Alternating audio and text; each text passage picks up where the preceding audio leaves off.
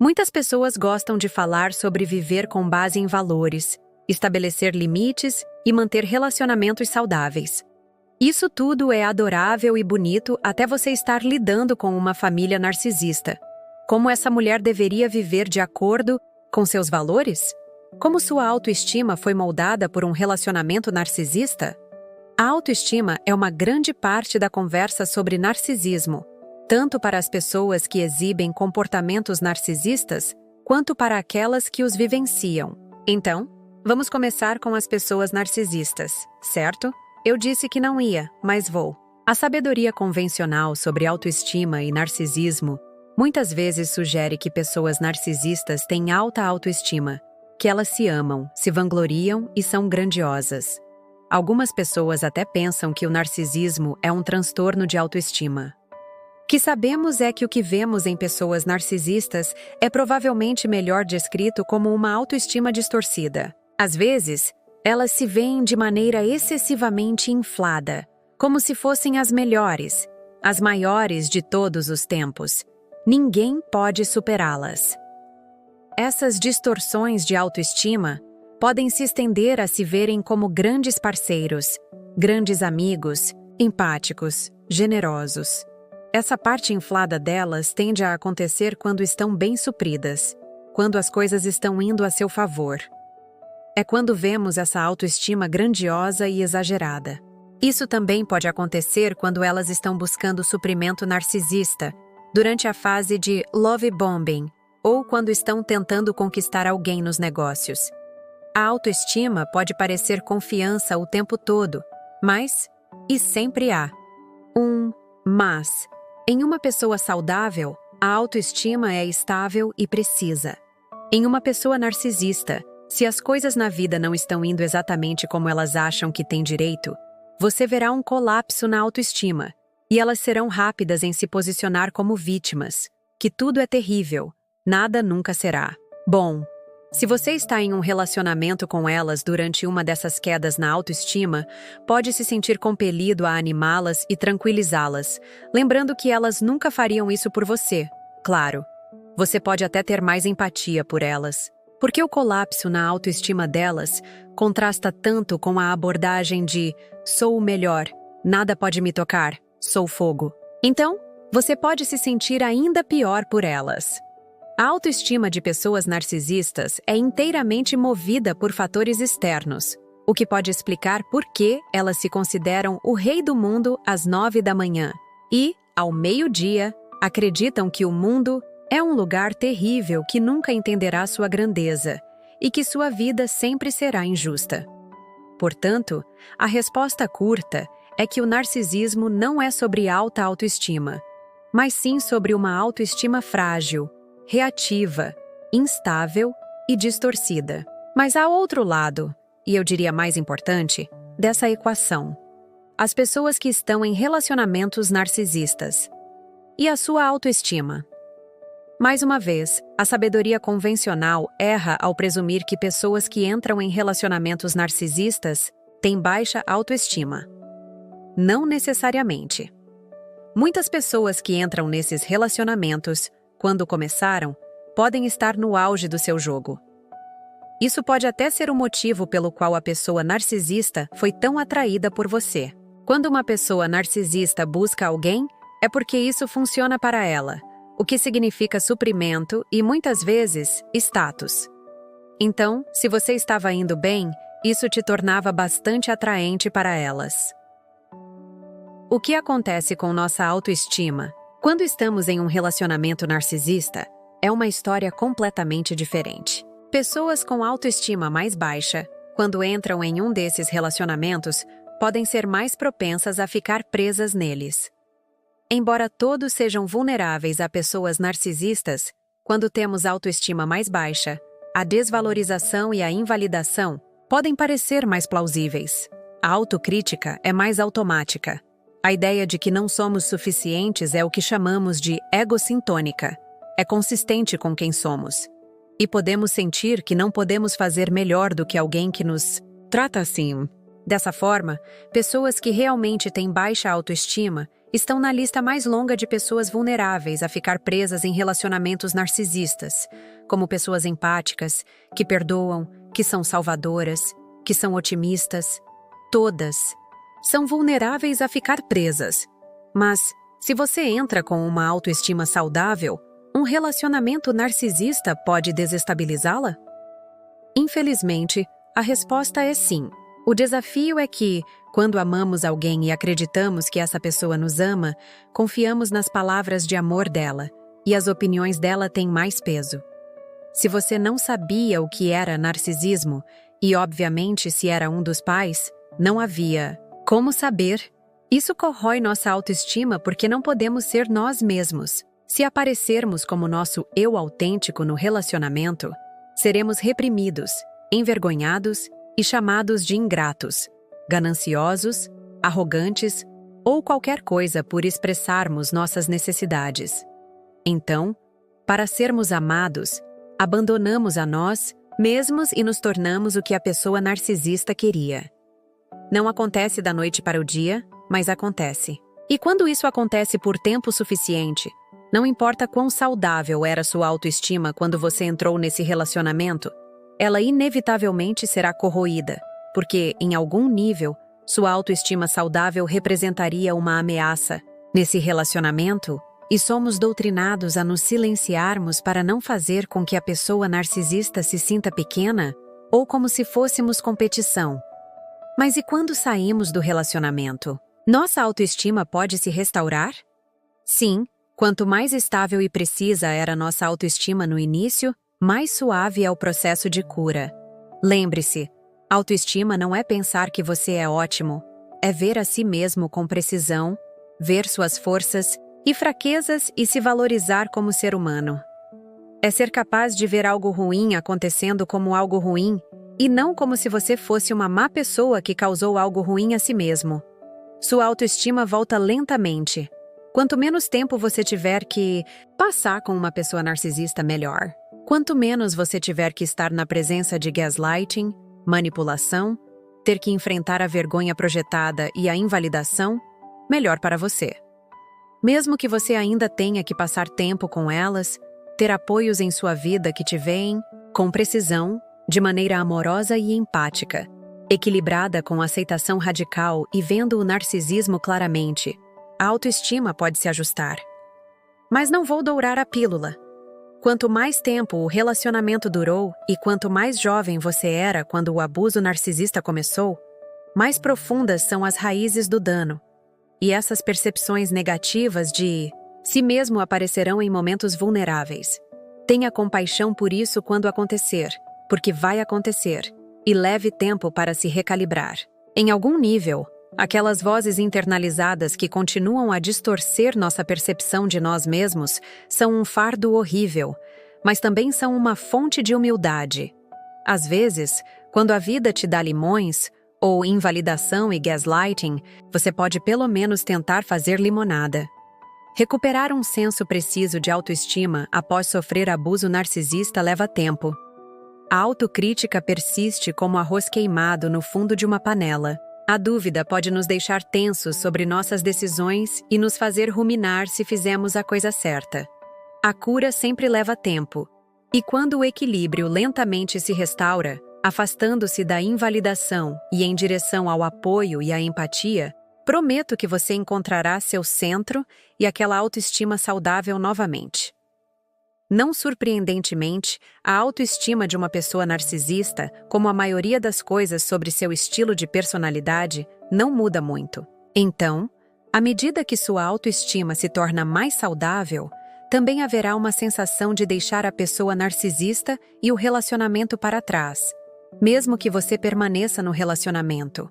Ao começar a reconstruir sua autoestima, você sentirá como se tivesse deixado essa pessoa para trás. E isso pode, às vezes, gerar sentimentos de culpa de sobrevivente e vergonha.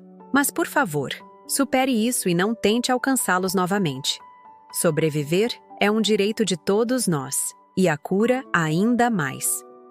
Vamos falar sobre o que aconteceu com suas necessidades quando você estava em um relacionamento narcisista. Para onde? Elas foram?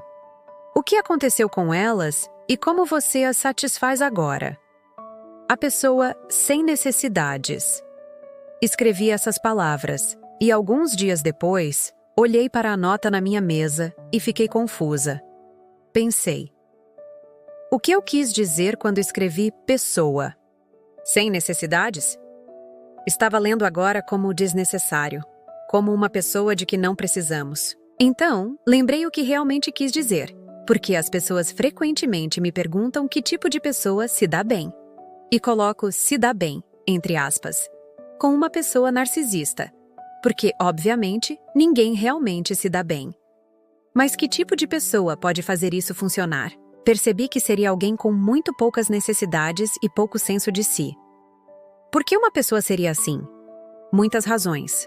Vínculo traumático severo desde a infância, fatores culturais que incentivam tanto ser o que os outros querem de você, e não você mesmo, falta de conhecimento ou educação sobre esses padrões, ou estar cercado por outras pessoas que vivem ou têm que viver dessa maneira. Vamos falar sobre essa pessoa sem necessidades, porque é literalmente isso que a pessoa narcisista realmente quer, embora nunca articule dessa forma.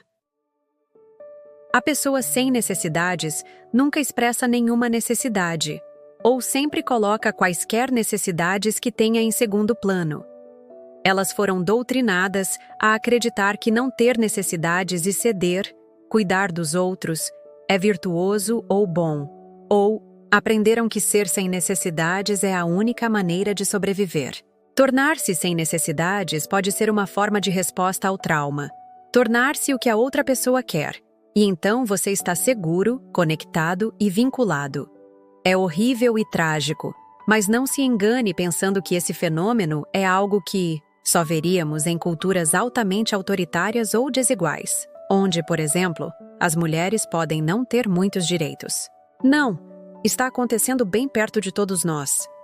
Pense em quantas pessoas andam pelo mundo, vejo isso na internet, nas redes sociais, em artigos, dizendo que tentam se ver como fáceis. Não preciso de nada, não faço exigências, sou apenas tranquilo, não preciso de você. Não preciso de ninguém. Posso apenas seguir o fluxo. Isso é a versão moderna da pessoa sem necessidades. Não preciso de ninguém. Posso fazer tudo sozinho e apenas ser tranquilo e seguir o fluxo. Culturalmente, isso foi distorcido, de modo que vemos isso como ser alguém flexível, descontraído, moderno, adaptável. Basicamente, não ter necessidades e ser um partido porque é tão amigável. E você pode facilmente ver como uma pessoa muito forte, que valoriza sua própria capacidade de atender às suas próprias necessidades, seguir o fluxo e nunca ser percebida como carente ou exigente, que vê ser fácil e tranquilo como algo que a torna mais atraente, pode ficar horrivelmente presa em um relacionamento narcisista. Porque com o tempo, prometo, em algum momento você será criticado por ter uma necessidade. E os trens na sua vida com um narcisista geralmente funcionarão no horário se você não tiver nenhuma necessidade. Mas tenha em mente que a pessoa narcisista nunca vai te dar um tapinha nas costas e te agradecer ou parabenizar por ser tão livre de necessidades. A pessoa sem necessidades é um triste artefato da história encontrando os tempos modernos de galinhas sociológicas voltando para casa, da sensação de que quanto mais descontraído você é, melhor. Um mundo onde confundimos flexibilidade com não ter necessidades. E deixe-me te dizer, as pessoas narcisistas se agarraram a isso. Quando vejo relacionamentos narcisistas funcionando, muitas vezes é porque uma pessoa teve que se render completamente, o que não é bom para a pessoa que se rendeu. A evolução de uma pessoa se tornando uma pessoa sem necessidades pode começar na infância, onde a mensagem de um pai narcisista é: não tenha necessidades, torne-se o que eu quero, e você será amado. A criança pode expressar suas necessidades em algum momento, e então será rotulada como ingrata ou egoísta, ou suas necessidades serão simplesmente ignoradas. A criança, precisando de apego ou conexão, lentamente desiste de suas necessidades e ou descobre as coisas sozinha ou entra em colapso, em desamparo. Esses padrões podem seguir uma pessoa até a idade adulta, e então você pode facilmente se tornar a pessoa sem necessidades. A pessoa narcisista não necessariamente mira essas chamadas pessoas sem necessidades inicialmente. Mas o que pode acontecer é que a pessoa narcisista se aproveitará da pessoa sem necessidades. A pessoa sem necessidades pode tolerar os jogos que a pessoa narcisista joga. Eles ligam, não ligam, mandam mensagem, esperam, depois mandam muitas mensagens e te fazem sentir tolo se você expressar suas necessidades de querer uma comunicação melhor no relacionamento. A pessoa sem necessidades pode sentir que suas vontades ou necessidades em relação à comunicação nunca serão atendidas, então não tenta.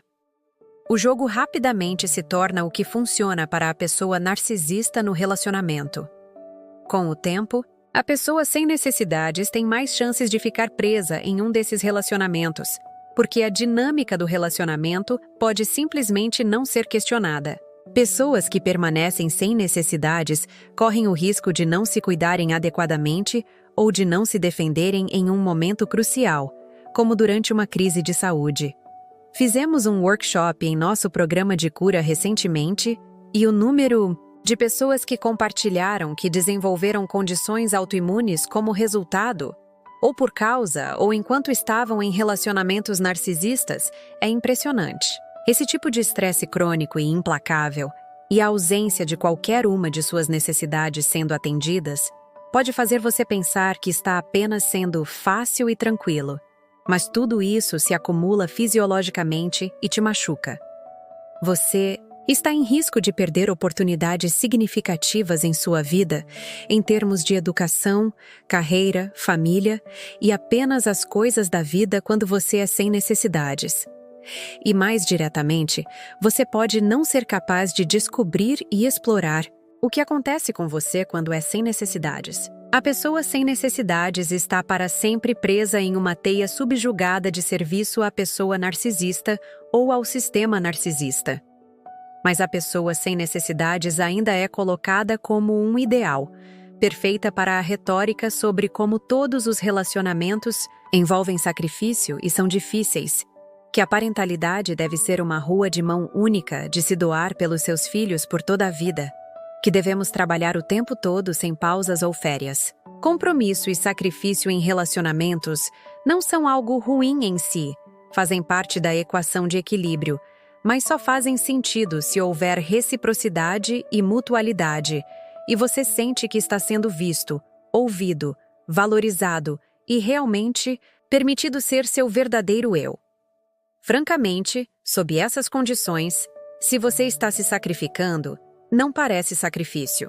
Um parceiro, família ou até mesmo um local de trabalho saudável reconhecerá se alguém não está expressando suas necessidades e verificará isso, garantindo que a pessoa esteja bem.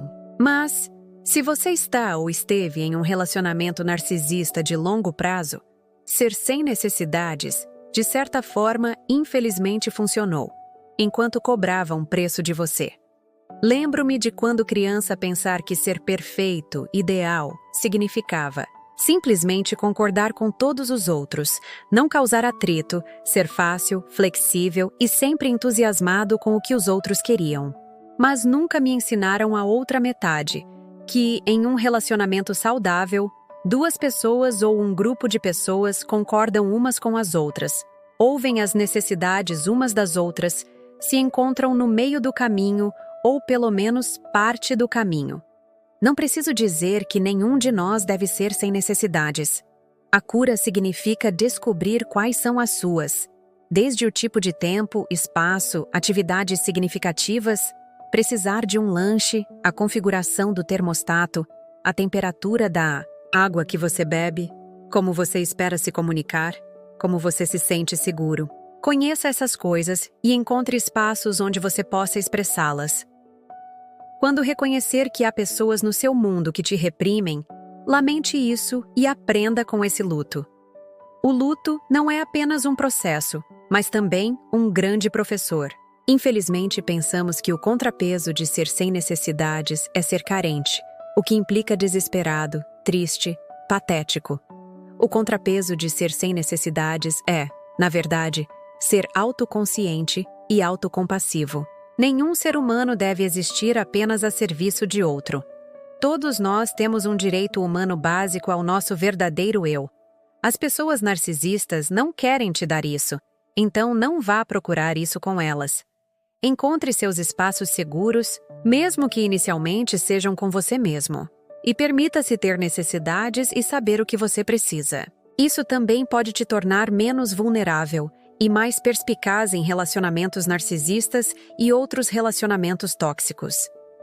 Uma das coisas difíceis quando você está em um relacionamento narcisista é descobrir seus valores ou lembrar-se dos seus valores. Vamos falar sobre valores nesses relacionamentos. Recentemente, ouvi alguém compartilhar uma história difícil. Ela trabalhou duro a vida toda, pagou a própria faculdade, teve sucesso em uma indústria incrivelmente competitiva, correu riscos que deram certo. Ela também é boa no que faz.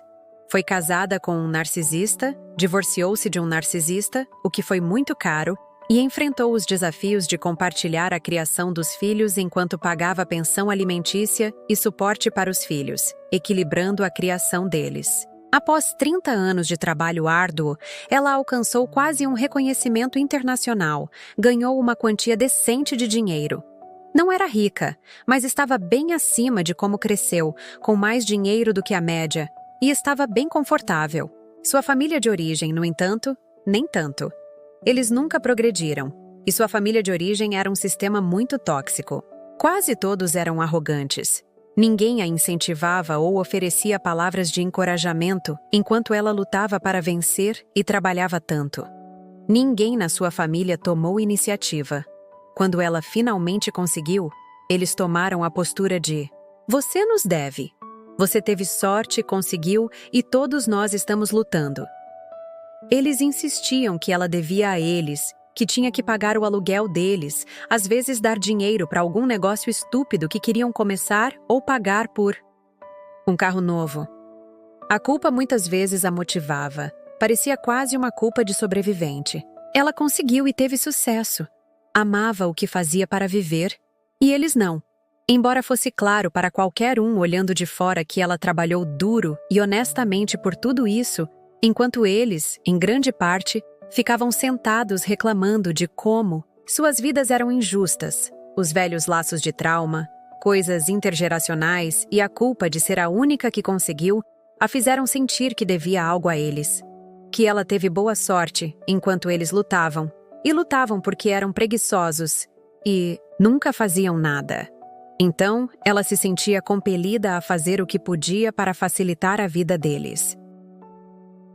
Limites soam bem no papel e como conselhos genéricos, mas temos que nos perguntar sobre os sacrifícios internos que podemos ter que fazer para estabelecer limites externos. Essa mulher reconhecia intelectualmente que tinha que fazer o que precisava, mas vivia em luto e ruminação por colocar sua tia e mãe no que parecia uma situação muito abaixo do ideal. Ela disse que estava aberta ao dia em que sua tia e mãe, ou qualquer uma delas individualmente, realmente trabalhassem com ela em uma situação que pudesse funcionar para elas. Mas enquanto os irmãos, primos e outros aproveitadores continuassem, jogando a vítima e dizendo à mãe e à tia que essa mulher estava se aproveitando delas, ela reconhece que isso não vai acontecer. Não tenho dúvida de que muitos de vocês ouvem elementos da história dela como sendo a de vocês. Quando ouvi ela compartilhando, senti a impotência em mim e vi as demandas concorrentes de não se perder para um sistema familiar prejudicial, viver de acordo com seus valores, especialmente de dever para com sua família, e então reconhecer que isso significava deixar para trás alguns dos favorecedores que ela amava e se preocupava, e fazer o que parecia desistir de seus valores, e francamente desistir de pessoas. Essas não parecem escolhas. Então, quando pensamos em viver de acordo com os próprios valores e como fazer isso funcionar, em algum momento essas pessoas teriam deixado essa mulher ser completamente sugada. Ela sabe que isso muito provavelmente culminará em uma circunstância bastante desastrosa.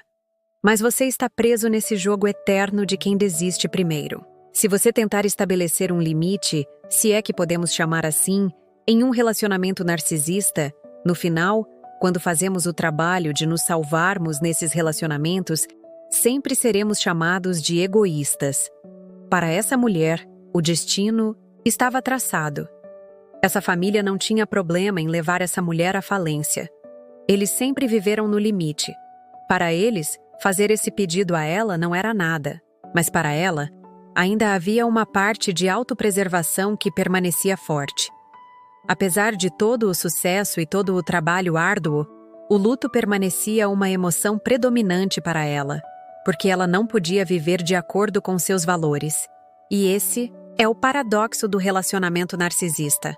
Pode ser realmente desafiador enquanto você está se curando, porque pode parecer que está levando muito tempo, e ainda assim você está tentando avançar para seu novo futuro e tentando conhecer novas pessoas. Vamos falar sobre isso. Pessoas se curando de relacionamentos narcisistas dirão, quase sem exceção, que uma das coisas mais difíceis sobre seguir em frente é conhecer novas pessoas, seja novos amigos, mas isso aparece mais claramente em pessoas tentando conhecer novos parceiros. Nosso desejo natural e saudável de estar em relacionamentos saudáveis se choca com o terror absoluto e o medo de ser traído, machucado e confuso novamente. Então você se sente como um ioiô, sentindo que quer amar e ser amado, e depois tem medo de relacionamentos, e então está preso em um purgatório de encontrar segurança apenas quando está sozinho, mas também desejando proximidade e relacionamento. Esse vai e vem pode parecer ambivalência para outras pessoas e para nós mesmos. Talvez eu não queira realmente um relacionamento. Você quer, mas integrar tudo isso, o dano que você sofreu em um relacionamento, a confusão, o desejo de estar próximo, pode fazer as pessoas sentirem que não estão indo a lugar nenhum, nem para frente, nem para trás, apenas congeladas. Como parte da cura, falo muito sobre discernimento, e o discernimento é difícil porque, para discernir, você tem que confiar em si mesmo. Pessoas que passaram por relacionamentos narcisistas não confiam em si mesmas. Elas pensarão coisas como: claramente meu radar está errado. Ou eu sou quem continuava voltando para aquele relacionamento tóxico. Ou claramente há algo errado comigo.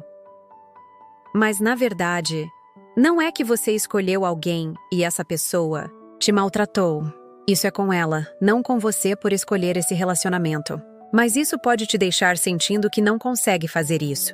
Que você continuará escolhendo amigos e parceiros tóxicos. Antes de aprender sobre narcisismo, o discernimento é difícil porque muitos de vocês nem sabiam que isso existia.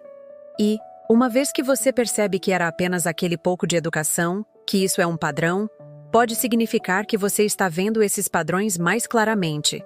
Sim, você vai identificá-los. Mas, não importa o quanto você saiba sobre isso, você ainda vai encontrar mais narcisistas. Eles estão por aí.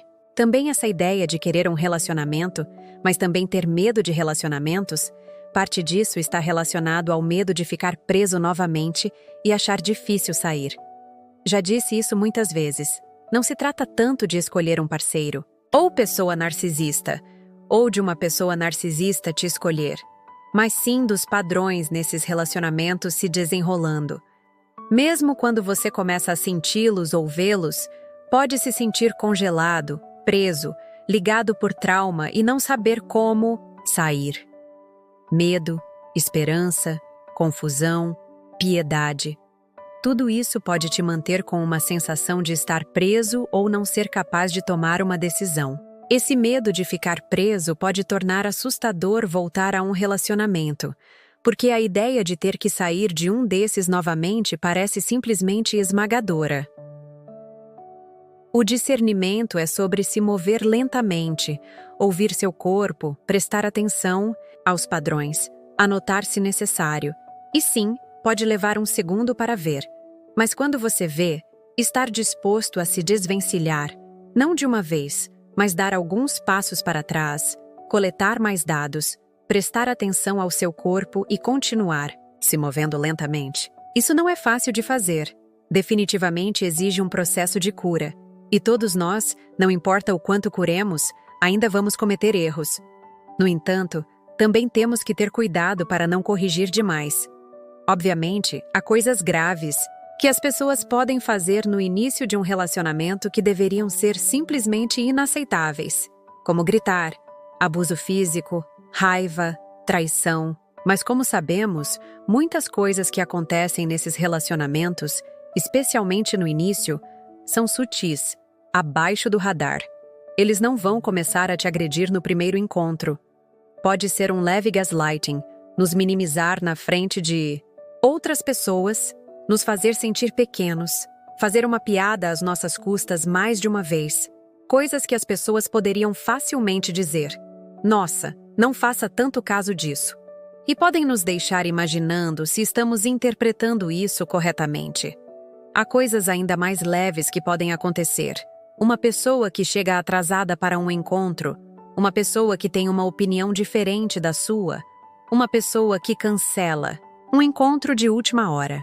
O desafio para pessoas que estão tentando aprender e praticar o discernimento é o momento de gatilho rápido para nós. Mesmo em momentos leves, por exemplo, alguém cancela um encontro porque está doente, e você diz: "Meu Deus, isso não é seguro. Eles cancelaram comigo, estou fora." Em essência, um erro significa que tudo acaba. Então, como encontramos o equilíbrio entre não deixar uma ligação perdida ou uma chegada atrasada ser o motivo para cortar alguém, mas também não permanecer em algo que está se tornando um espaço insalubre, talvez até manipulador? Onde está essa linha? Porque o discernimento está nessa linha. Muitos sobreviventes corrigem demais e, quando começam a namorar, podem dizer: "Não, isso é um erro." E então, bum, bloqueiam a pessoa. Como ninguém é perfeito, a abordagem de buscar erros não é discernimento. É busca de segurança pós-traumática. É uma percepção de ameaça. E é totalmente compreensível. Mas usar essa abordagem vai impedir a capacidade de entrar em qualquer tipo de novo relacionamento, incluindo uma amizade, porque todo mundo comete erros. Ver o discernimento como um caminho do meio se torna a chave. Buscar apoio não pode ser apenas abandono imprudente e permitir que qualquer pessoa entre em nossas vidas compartilhando demais de nós mesmos cedo demais, mas também não pode ser rejeitar alguém após um erro humano que não foi cruel ou abusivo, mas é o tipo de coisa que acontece, como pneus furados e viroses estomacais. Quando pensamos que o discernimento é apenas tolerância zero, perdemos o rumo, porque as pessoas são humanas. Quando o momento desalinhado, o erro ou a vida acontecendo acontece, podemos discernir olhando para a resposta. A pessoa pode se comunicar e dizer: "Me desculpe tanto, estou cancelando porque não quero te deixar doente. Mas podemos, por favor, marcar uma data fixa para remarcar na próxima semana? Me desculpe por mudar isso de última." Ora, isso é muito diferente de alguém dizer para você: "Estou doente", e então ficar muito bravo com você por estar desapontado. Ou eles podem mentir sobre estar doente e nem querer fazer outro plano. Não é o erro em si, mas o reparo, a conexão, a capacidade de continuar se conectando apesar disso. Quando você passou por um relacionamento narcisista, você não recebe isso. Então aprendemos que um erro e você está fora. Embora possa parecer muito protetor fazer assim, também pode te impedir de fazer mais conexões. O preto e branco é muito mais fácil. E aquela fratura que sentimos dentro de nós nesses relacionamentos pode quase se equiparar a essa necessidade de métricas fáceis de preto e branco para tomar decisões. Mas a cura não é fácil. Relacionamentos saudáveis e significativos significam crescer a partir dos erros. Depois de anos aprendendo que nosso erro, se fizemos uma pequena coisa errada, significava explosões e ataques de raiva, os erros podem parecer lugares assustadores em relacionamentos.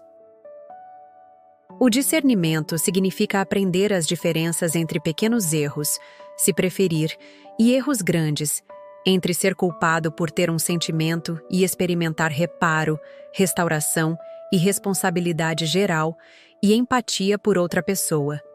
Existe uma solução rápida para isso? Não, infelizmente. Você tem que tomar o tempo, calibrar, desenvolver apoio, fazer terapia para encontrar esse meio termo entre querer amor e temê-lo, de não fugir ao primeiro erro, mas também não justificar padrões de comportamento abusivo. Não há absolutos ou preto e branco em relacionamentos humanos, e o fato é que amor e conexão saudáveis acontecem no cinza. O interessante é que o cinza nem sempre é uma coisa em relacionamentos narcisistas, e o discernimento é aprender que, na verdade, recebemos uma má venda e nos disseram que havia um manual preto e branco, mas não há. E quando não há, precisamos aprender a tolerar essa ansiedade. Se este conteúdo foi útil para você, deixe seu like e nos siga para receber mais conteúdos sobre relacionamentos afetivos e narcisismo. Aqui você sempre encontrará conhecimento. Para contribuir com seu desenvolvimento emocional, vamos juntas nesta jornada.